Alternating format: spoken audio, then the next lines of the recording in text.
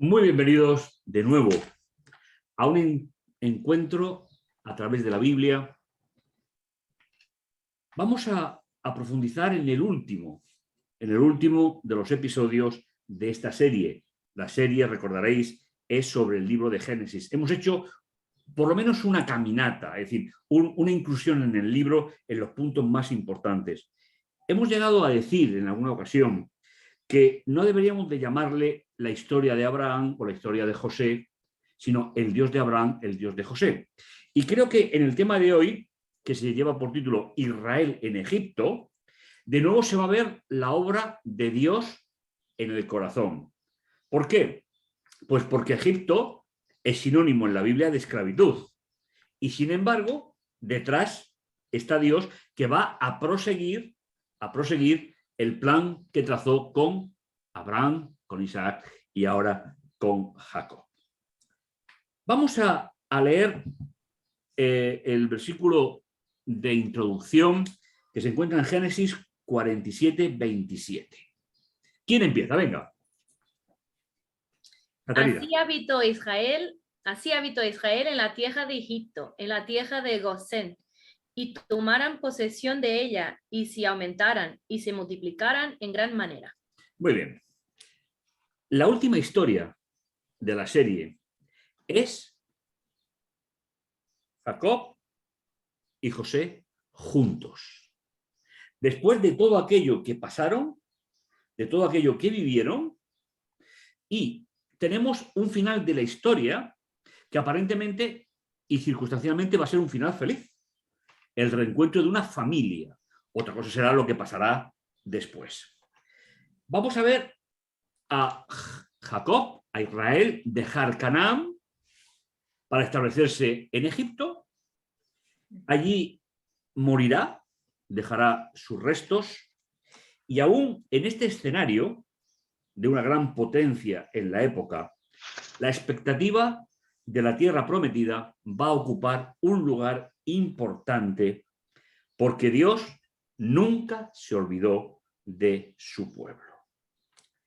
Jacob o Israel va a realizar una serie de bendiciones especiales, incluido el faraón, de forma que, si recordamos la promesa a Abraham, bendeciré a los que te bendigan, dejarán de tener importancia los que no te bendigan. Por lo tanto, esa promesa hecha a Abraham se va a transmitir en la época patriarcal y ahora va a ser Israel, Jacob, quien la va a realizar.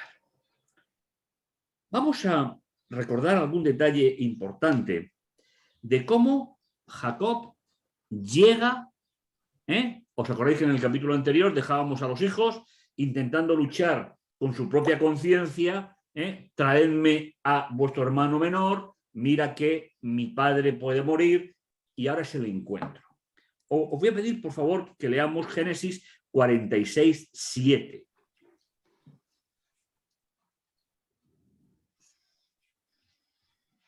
Sus hijos y nietos, sus hijas y nietas, a toda su descendencia, se la llevó consigo a Egipto. Fijaos qué detalle más bonito. Y además no suele ser habitual. Se menciona, no por nombre, sino se menciona hijos, hijas y nietos. Eso es realmente importante. ¿Por qué? Porque nos recuerda sobre todo una idea que va a ser trascendental, o ha sido trascendental hasta ahora, y es la promesa de fecundidad que Dios le hizo a Abraham, incluso cuando no tenía descendencia. ¿Qué os parece el cumplimiento de esa promesa por parte de Dios en un ambiente tan hostil? Porque recordamos, ¿a qué fueron los hijos de Jacob a Egipto? Por hambre. A buscar supervivencia. Y sin embargo Dios tiene. Entonces, ¿qué os parece que en el relato bíblico nos recuerde que los que entraron fueron 70 personas? Sí. Es decir, es un pueblo, es decir, es una población. Es todo Israel que va a Egipto. ¿Cómo os imagináis la escena? A ver. ¿Qué os parece? Bueno, a mí me parece una escena preciosa, porque se va Jacob, el primero, Jacob o Israel, se va a encontrar con su hijo, que pensaba que lo había perdido, y se desplaza con toda la familia a Egipto. Allí van a poseer una tierra importante porque Faraón así lo desea. No quiere que estén mal ni quieren que pasen penalidades, no. Están en una buena tierra donde habrá pasto, etcétera. Entonces allí la familia pues se aposenta y bueno, pues es bonito que Jacob bendice a Faraón porque al fin y al cabo él es sacerdote del Dios verdadero y está por encima de Faraón, que al fin y al cabo, aunque es sumo sacerdote también, pero es del Dios Ra, que es un Dios pagano.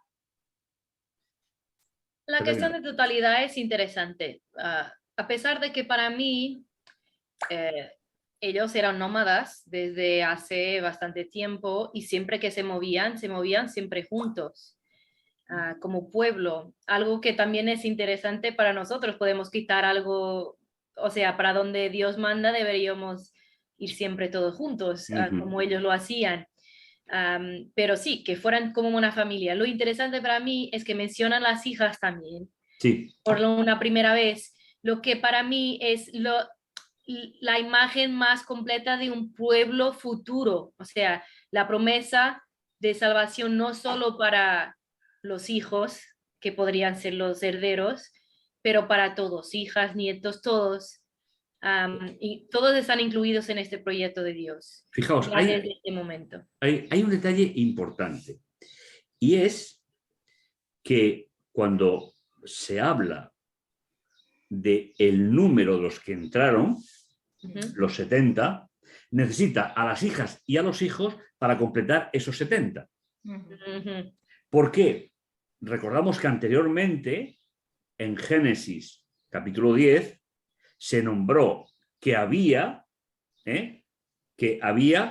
70 naciones que estaban en la Torre de Babel.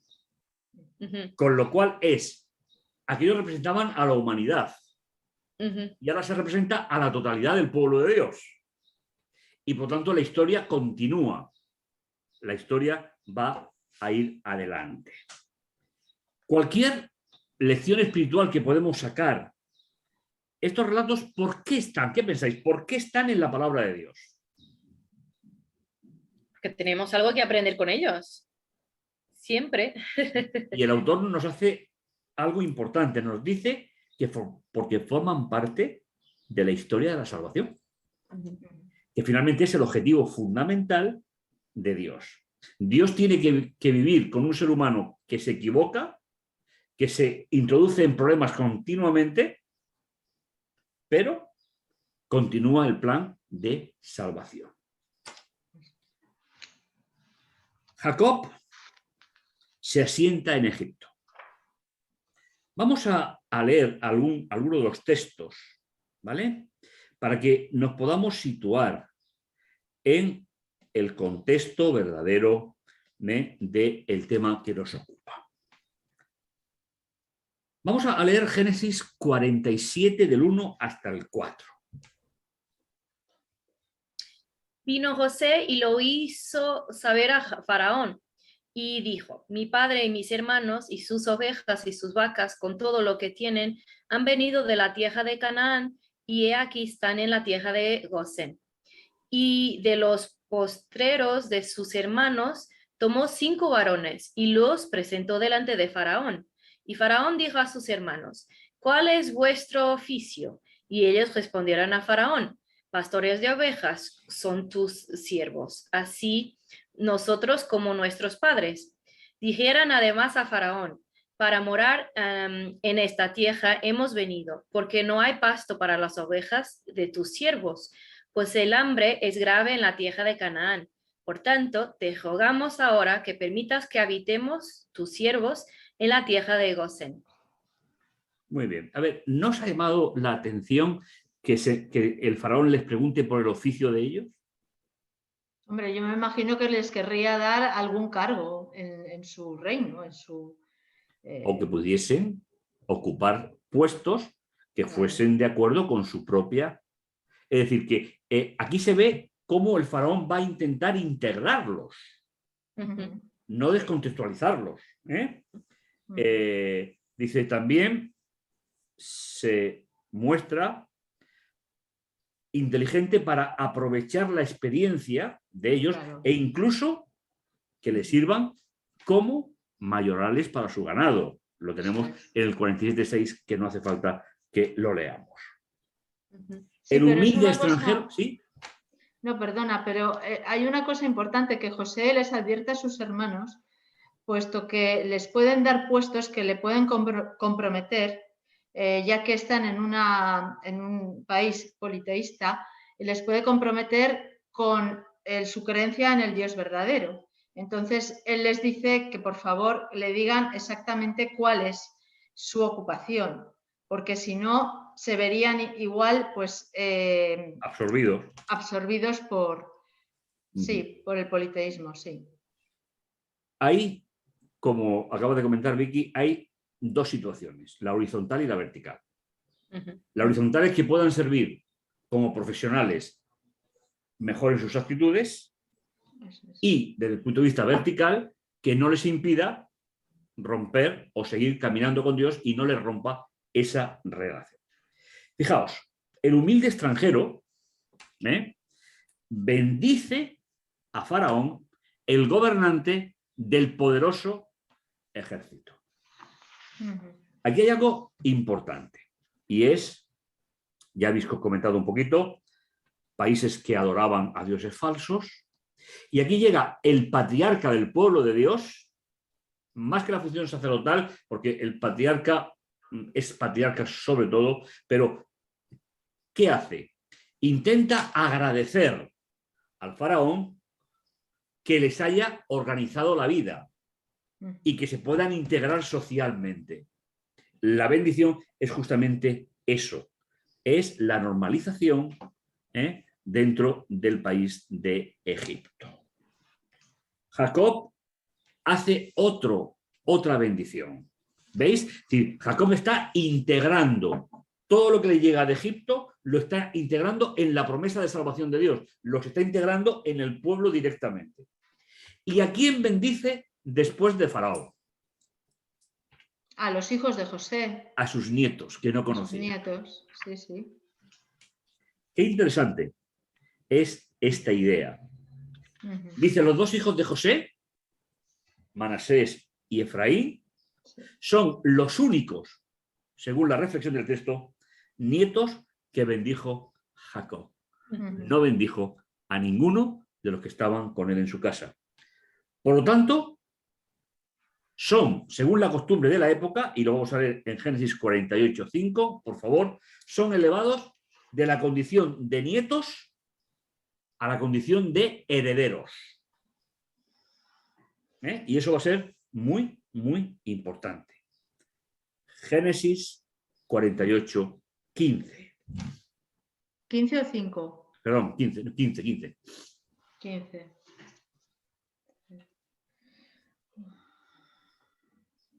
Y bendijo a José diciendo, el Dios en cuya presencia anduvieron mis padres Abraham e Isaac, el Dios que ha sido mi pastor desde que existió hasta el presente día. El ángel que me ha rescatado de todo mal bendiga a estos muchachos. Fijaos, ¿qué acontecimientos de la vida de Jacob está recordando? Ha recordado unos sobre otros. Y fue la lucha contra el ángel. ¿Os acordáis? Cuando dijo, si no me bendices, es decir, si no organizas mi vida, no te suelto. No me voy. ¿Os acordáis que decíamos que no es que no se pueda vencer al ángel, sino que Dios le da la oportunidad de que se posicione para que pueda organizar su vida? Por eso la bendición del patriarca concierne especialmente sobre José, que es el padre de estos chicos. ¿Sabéis? La historia de ellos es una historia absolutamente irregular. E incluso, conforme van pasando los siglos, el comportamiento de ambos es completamente diferente, aunque fueron bendecidos directamente por el patriarca. Por lo tanto, ya no son solamente nietos, sino que son pues tomados como hijos. Para mí también es una situación muy interesante, es que Jacob no tuvo la oportunidad de ser padre de José durante toda su vida. Entonces ahora es una forma de decir, mira, no tuvo la oportunidad de ser tu padre siempre hasta que fueras adulto, pero lo voy a hacer con tus hijos. Y yo pienso que eso también es una actitud muy bonita de la parte de un padre. Es que, no sé. fijaos qué detalle más bonito. Sí, sí. Vivir bajo la tutela de Jacob es vivir la promesa de Dios a Abraham. De Dios a Abraham. Sí, Pero sí. los hijos de José no habían vivido. No. No. Como tú bien decías, Catalina, estaban en el exilio. Ni los conocían. Bendecirlos es integrarlos como sus hijos y sus nietos habían estado desde el principio. Sí. Estamos en una cultura patriarcal donde hay ciertos parámetros que son importantes. Si hay un capítulo importante que va a determinar muchos aspectos de la Biblia, es el Génesis capítulo 49. Es el que se conoce en teología como el testamento de Jacob. En ese capítulo, Jacob va a hacer una profecía sobre cada uno de sus hijos. Aunque el autor no ha mencionado a uno de ellos, porque se ha centrado en uno, a mí me gustaría que viésemos el contraste, por aportar alguna cosita, ¿vale? Es decir, vamos a ver lo que pasa con Rubén y vamos a ver qué pasa con Dan. Porque Dan va a desaparecer de la historia precisamente por lo que Jacob dijo de él. ¿De acuerdo? Entonces, vamos un poco a entrar a esta idea que me parece realmente espectacular. Empezamos leyendo. Después de la bendición, empezamos leyendo el testamento de Jacob en los versículos del 8 hasta el 12 de Génesis 49. Entonces vamos a hablar de Judá. Vamos a hablar del que se habla de una bendición positiva. Porque finalmente, ¿de quién va a ser el padre? Por la línea carnal. Judá. Judá del Mesías, de Eso la tribu es. de los reyes. Eso es. Adelante. Judá, te alabarán tus hermanos, tu mano en la cerviz de tus enemigos. Los hijos de tu padre, se inclinarán a ti. Cachorro de león, Judá, de la presa subiste, hijo mío, se encorvó y se echó como león, así como león viejo, ¿quién lo despertará? No será quitado el cetro de Judá, ni el legislador de entre sus pies, hasta que venga Silo. Y a él se congregarán los pueblos, atando a la vid su polino y a la cepa el hijo de su asna, lavó el vino su vestido y en el sangre de uvas su manto, sus ojos rojos del vino y sus dientes blancos de la leche. Fijaos, ¿qué se dice de este hijo de Jacob? Que se postrarán delante de él. Si os acordáis, esa misma expresión se utilizó para los sueños de José. Sí. Ese sueño, esa profecía ya ha terminado, pero se introduce otra profecía. Y es el papel que va a jugar esta tribu en la historia del pueblo de la primera alianza. Pero fijaos, os invito a que leamos, por favor, el versículo 17 y 18. Porque el mismo Jacob que está hablando de lo que va a ser la vida de un hijo, va a hablar de lo que va a ser la vida de otro. Será Dan culebra en el camino, víbora en el sendero, que pica al caballo en los pulpejos y cae su jinete de espaldas. Por tu salvación aguardó Yahvé. Fijaos, aquí os recuerda todo ese lenguaje. Es un lenguaje muy descriptivo, del conflicto en el Edén. Sí, sí, serpientes. Serpientes, morder los palos. Es exactamente una segunda situación como la primera. ¿Sabéis? Prácticamente la tribu de Dan empieza a desaparecer a partir de este momento. Y cuando llegamos al Apocalipsis, nunca se volverá a mencionar la tribu de Dan.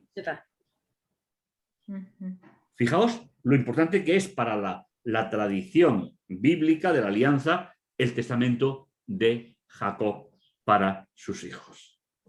Uno, se inclinarán delante de él. El otro será destrucción para él. Luego, fijaos, por adelantarnos un poquito, cuando llegan a la tierra prometida, después del exilio de Egipto, Dan no acepta el territorio que Dios le concede. Se va junto a los filisteos y es absorbido y prácticamente desaparece como pueblo. Fijaos lo importante que es releer el testamento de Jacob en el capítulo 49 de Génesis. Pues bien, en Patriarcas y Profetas podemos leer el león, rey de la selva, es un símbolo apropiado de la tribu de la cual descendería David. Y del hijo de David, el verdadero león de Judá, ante quien todos los poderes se inclinarán y quien todas las naciones rendirán homenaje. Fijaos lo importante que es el testamento. Y además, si me permitís, hay un detalle muy importante. En la época los testamentos no se escribían, sino que cuando el patriarca iba a morir, llamaba a sus hijos y de viva voz les decía cosas como el patrimonio, quién iba a ser el sucesor en la línea patriarcal, y situaba cronológicamente a toda la familia. Eso va a determinar, como decimos, el conocimiento que tenemos de las tribus después de la salida de Egipto, 400 años después. Y así llegamos a la última parte del tema que nos ocupa hoy, la esperanza de la tierra prometida. Vamos a leer algunos textos que nos ayuden a comprender un poco esta idea. La conclusión del libro de Génesis, después de haber visto todas las historias que hemos visto, se compone de 3 eventos, sucesos llenos de esperanza. En primer lugar, la esperanza de que Israel regresaría a la tierra prometida. Génesis 49, 28, por favor. Todos estos fueron las 12 tribus de Israel, y esto fue lo que su padre les dijo al bendecirlos. A cada uno por su bendición los bendijo. Es decir, va a continuar la línea hasta después del exilio. Por lo tanto, la primera idea es el regreso a la tierra prometida.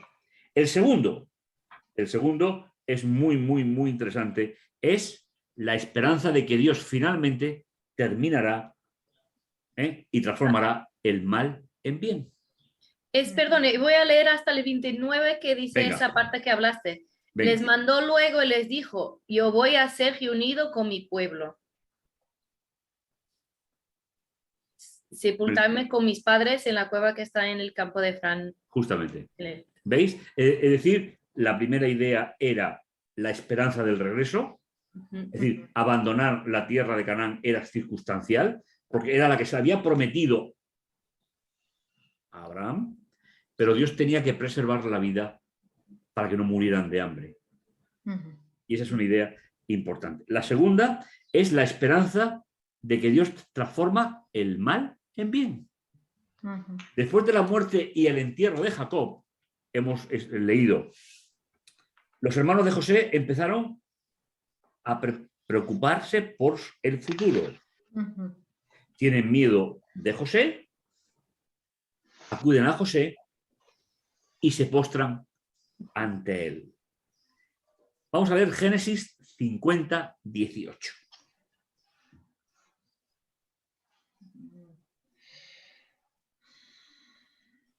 Fueron entonces sus hermanos personalmente y cayendo delante de él dijeron, aquí nos tienes, somos tus esclavos. ¿Y cómo actúa José con sus hermanos?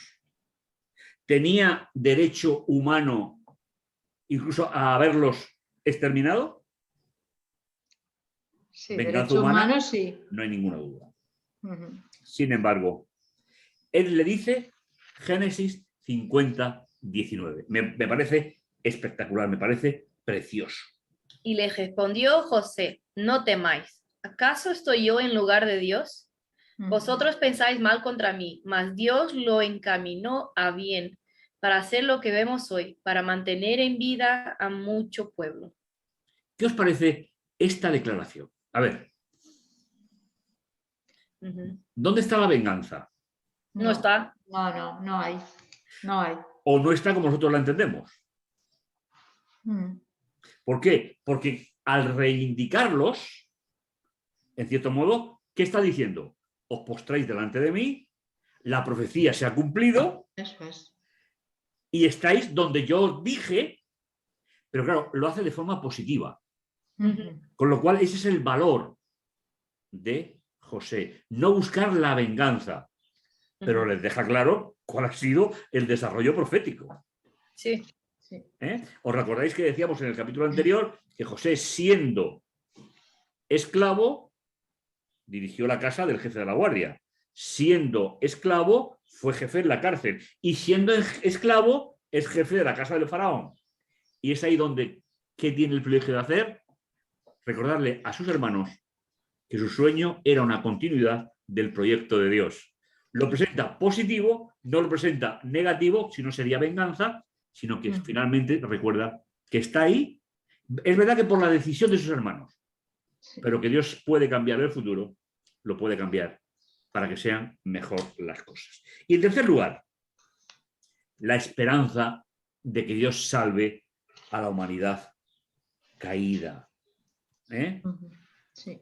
Génesis capítulo 50, versículo 25.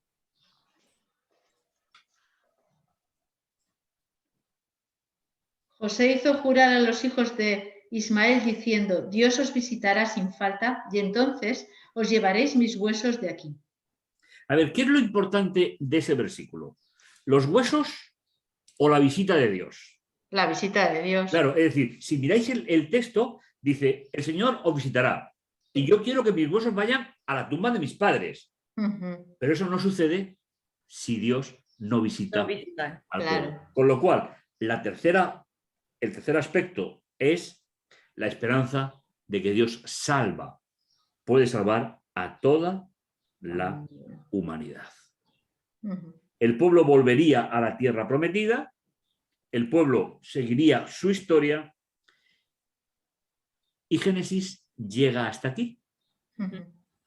Porque ya los capítulos que nos quedan es la muerte de Moisés, que posiblemente lo tuvo que escribir Josué, ya que Moisés no podría escribirlo. Es decir, finalmente Moisés termina de escribir la historia de Jacob y de José. El resto, esos dos capítulos, están lógicamente inspirados, pero introducidos por el que sucedería a Moisés en la historia. La tierra prometida, la Canaán, es un símbolo de la esperanza suprema de salvación, de restauración de la nueva Jerusalén en un cielo nuevo y una nueva tierra. Me parece espectacular. Sabéis, un cristianismo sin esperanza es un cristianismo muerto. ¿Qué sería de nosotros? ¿Qué hubiese sido de Jacob si no está convencido de que Dios los visitaría y podrían salir sus restos y llevarlos a la tierra prometida? Es un símbolo precioso. No sabemos si cualquiera de los tres o los que nos están viendo llegaremos o no vivos a la segunda venida de Jesús. No lo sabemos. Lo que sí sabemos, que al igual que los restos de Jacob, los nuestros no se quedarán abandonados en el desierto de esta vida, sino que tendremos la oportunidad de ser reyes junto a Jesús, de resucitar, y no quedaremos enterrados en este turbio planeta en el cual vivimos. Un pequeño resumen de cada uno de nosotros. A ver, ¿cómo resumiríais el tema de hoy? Bien, para mí es un tema interesante. Claro que tuvimos personajes enormes durante todo este trimestre y llegamos al final, parece que es más cortito, tenemos menos información, pero terminamos de la mejor forma, que es con la certeza de la salvación. Con un mensaje de confianza total en Dios, que mismo cuando hacemos o tenemos que hacer otro camino y ir para otro pueblo, ir para Egipto, mismo cuando tiene que ser así, Dios está en el comando de las cosas y sus promesas se van a cumplir. Y estos hombres tenían esa certeza y nosotros tenemos que aprender con eso y tener también la certeza de esta salvación y que eso nos pueda mover. Vicky. Pues nosotros somos extranjeros igual que ellos lo eran en Egipto, pero con una esperanza, con ir a la tierra prometida también como ellos, a la Canaán celestial.